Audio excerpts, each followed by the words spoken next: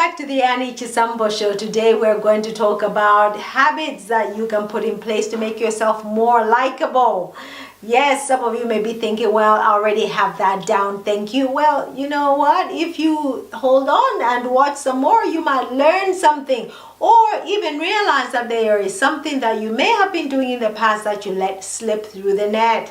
Okay, so here we go. Number one, listen. Somebody once said you have 2 ears and 1 mouth for a reason, and that is to listen twice as much as you speak. So next time you are in a conversation with anybody and you catch yourself speaking much more than you are listening, then that is probably a tip for you. So if you do suffer from verbal diarrhea, may I suggest that you curb it a little bit. No, curb it a lot, because although people may not be telling it to you, they are thinking it and probably thinking of ways to avoid you. So, just bear that in mind. Okay, number two, when you do have your phone with you, which most of us do, make sure that you turn it off.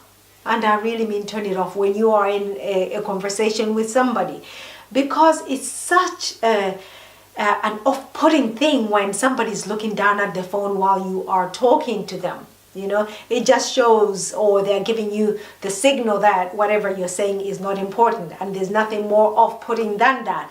Yes, everybody does it, but you are not everyone. Okay, number three, if you meet somebody for the first time, get to know them better by asking a lot of questions before you get into being vulnerable, telling them your life story.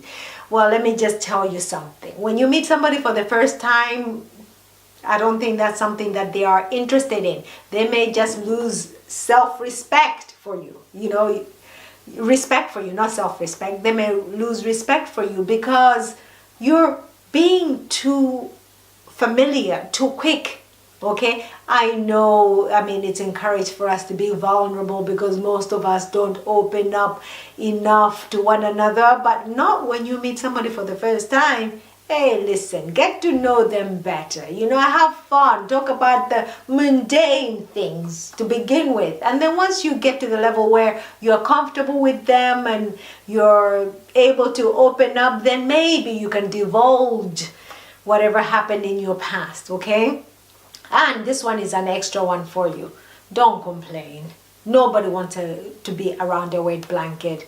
It just drains, sapping. Okay, so don't be that guy or don't be that girl who does that. Okay, just look for the positive in life.